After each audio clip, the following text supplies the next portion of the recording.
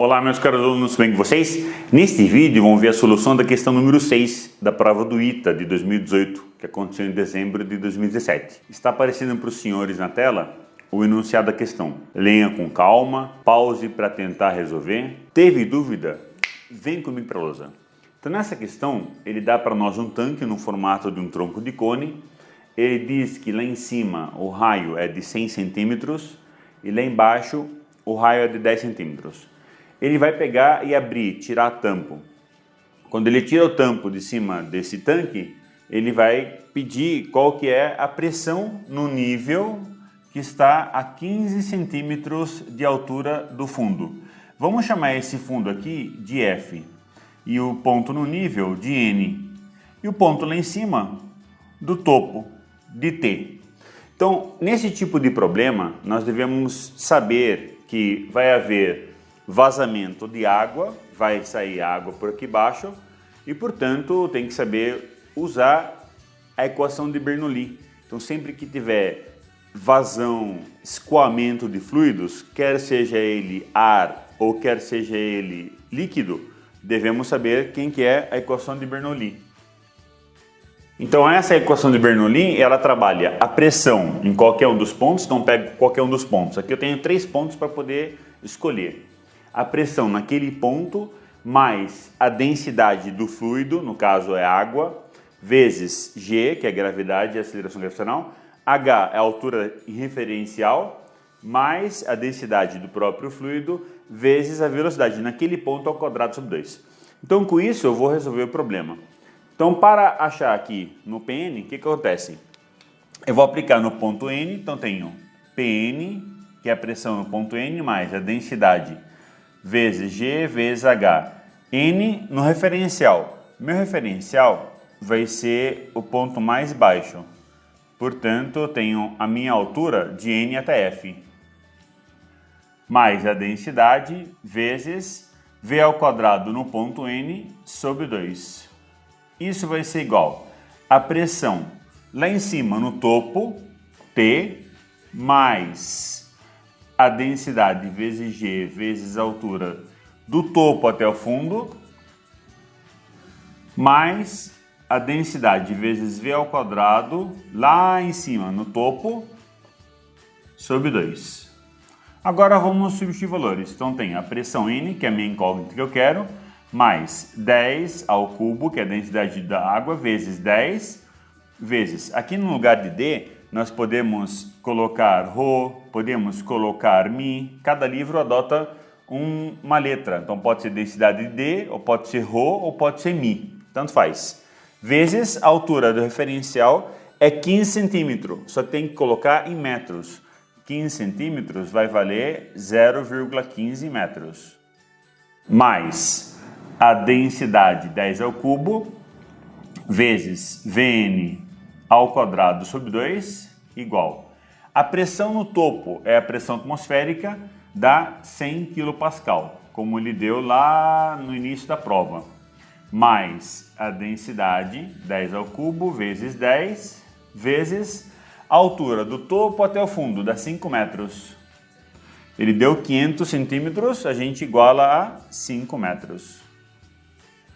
Mais a densidade, 10 ao cubo, vezes a velocidade lá em cima. Pessoal, lá em cima a água ela vai começar do repouso. Não tem ninguém empurrando essa água com uma velocidade. Então, quando tirou o tampo, a velocidade dela era 0. Portanto, aqui é 0. Ok. Então aqui eu tenho Pn vai ser igual a 100 kPa mais 10 ao cubo vezes 10 vezes 5. Aqui vai dar 50.000, que é 50 kPa, menos 0,15 vezes 10 dá 1,5. Então, menos 1,5 kPa, menos Vn ao quadrado sobre 2 vezes 10 ao cubo, ou, se eu quiser colocar já kPa, então eu sei que 1 kg vale 10 ao cubo. Então aqui eu tenho a pressão no ponto N vai ser igual a 150 menos 1,5 dá 148,5 menos V ao quadrado N sobre 2 kPa. Então, com essa resposta aqui, eu já posso marcar a letra C. Por quê? Na letra A ele falou 100 kPa, na letra B ele falou 102 kPa, na letra C ele falou 129 kPa, na letra D ele falou 149, quer dizer, a mais que 148,5, e na letra E ele falou 150. Agora, eu quero achar quem que é esse Vn. Como é que eu vou descobrir o valor de Vn?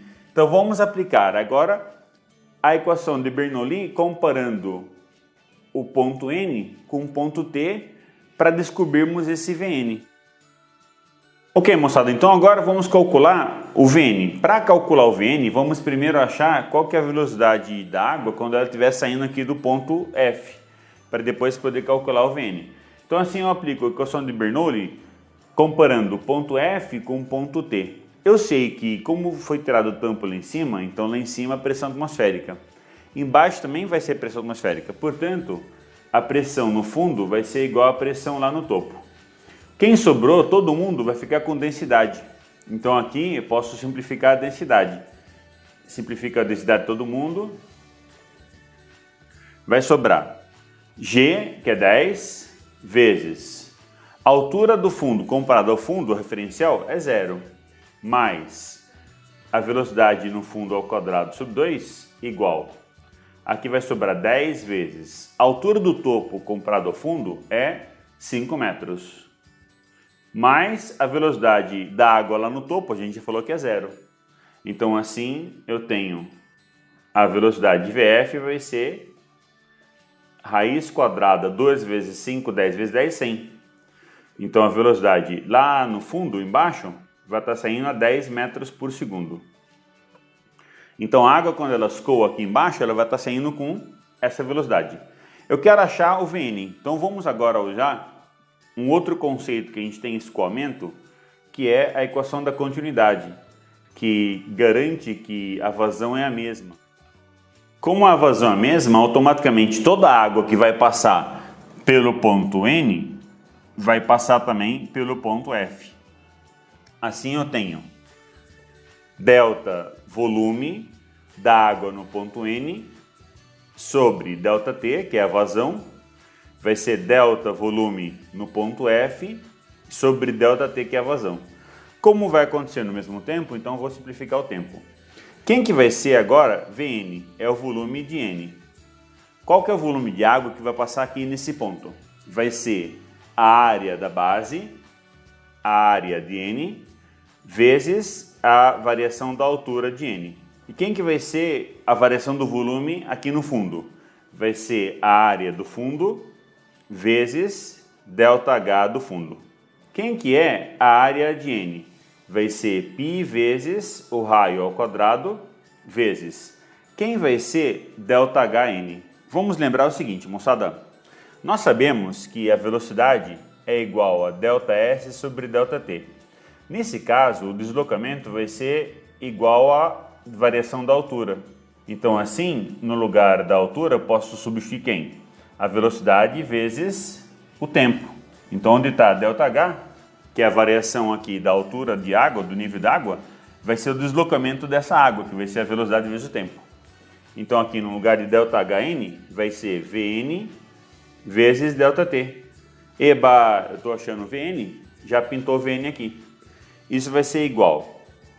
A área no fundo vai ser quem? Vai ser π vezes o raio do fundo ao quadrado vezes ΔHF, que vai ser quem? A mesma ideia, a velocidade do fundo, que nós já descobrimos, vezes ΔT. Lembrando que aqui é o raio de N. Então aqui vamos simplificar π com π e vamos simplificar o tempo com tempo. Assim eu tenho Rn vai ser quem? Então vamos descobrir quem que é o raio N. Raio N é esse raio que está no nível. Então vamos chamar aqui de Rn. Como vamos descobrir esse Rn? Então vamos pegar aqui e desenhar somente essa parte do tronco de cone. Vamos trabalhar aqui com centímetros, que é mais rápido.